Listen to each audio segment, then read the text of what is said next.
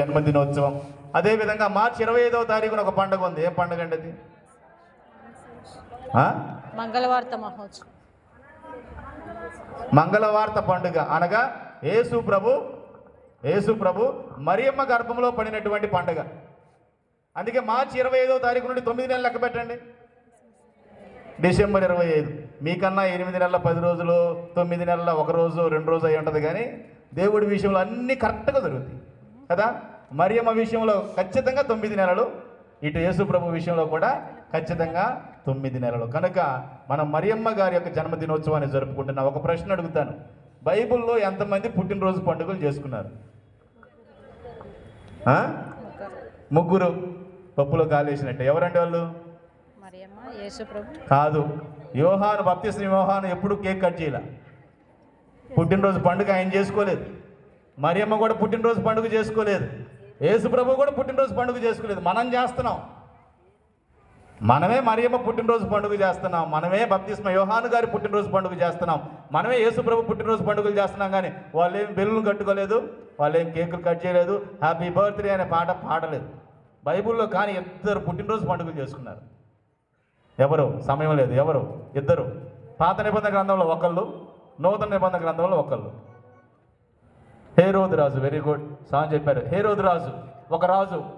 అంటే నూతన నిబంధన గ్రంథంలో హేరోదు రాజు జన్మదినోత్సవ పండుగను చేసుకున్నాడు. ఇప్పుడు పాత నిబంధన గ్రంథంలో ఒక ఆయన ఉన్నాడు, క్రీస్తు రాజు. పాత నిబంధన గ్రంథంలోనే వచ్చాడు క్రీస్తు రాజు. ఏ రాజు? ఫరో రాజు. 2 రాజులేనండి. బైబిల్ గ్రంథంలో 2 జన్మదినోత్సవాన్ని చేసుకున్నారు.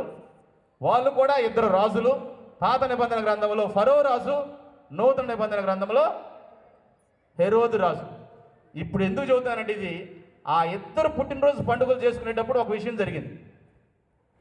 హేరోదు రాజు జన్మదినోత్సవ పండుగ జరుపుకునేటప్పుడు ఏం చేశాడు అంటే, బాప్తిస్మ యోహాను చంపేశాడు.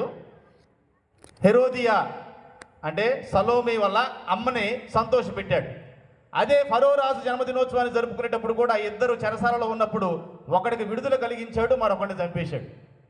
అంటే ఈ 2 పుట్టినరోజు పండుగల్లో ఒక విషయం కామన్గా జరిగింది. ఒకటి ఏమిటంటే, ఒకరిని సంతోషపెట్టారు, మరొకరిని బాధ పెట్టారు.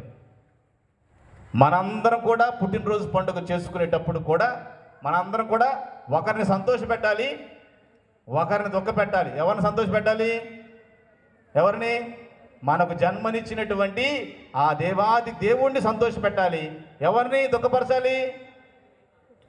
సాతాను దుఃఖపడే విధంగా మనం జీవించాలి.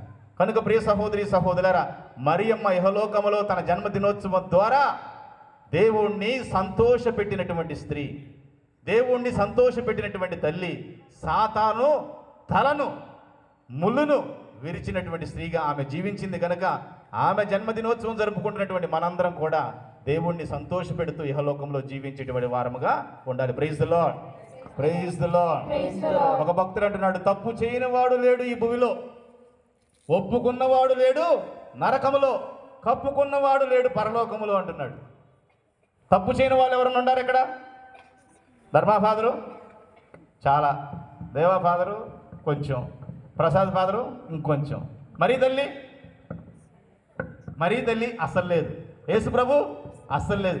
తప్పు చేయని వారు లేరు ఈ భూమిలో. మనందరం తప్పులు చేసిన వాళ్ళమే, ఒక మరీ తల్లి, ఒక యేసు ప్రభు తప్పితే. కానీ ఒప్పుకున్నవారు లేరు. ఎక్కడా? ఒప్పుకున్నవారు లేరు నరకములో, కప్పుకున్నవారు లేరు పరలోకములో అంటాడు. ఎవరైతే తప్పు చేసి ఆ తప్పును కప్పుకుంటారో వాళ్ళు ఎక్కడికి వెళ్తారు?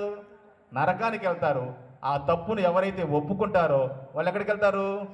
పరలోకానికి వెళతారు. అందరం తప్పులు చేసిన వాళ్ళమే కనుక కప్పుకోకుండా, దాచిపెట్టుకోకుండా ఈ దివ్య పూజాబల్లో దేవుడిచ్చినటువంటి ఈ గొప్ప అవకాశాన్ని సద్వినియోగపరుచుకొని మనం చేసినటువంటి తప్పులను ఒప్పుకునేటువంటి వారంగా ఉండాలి.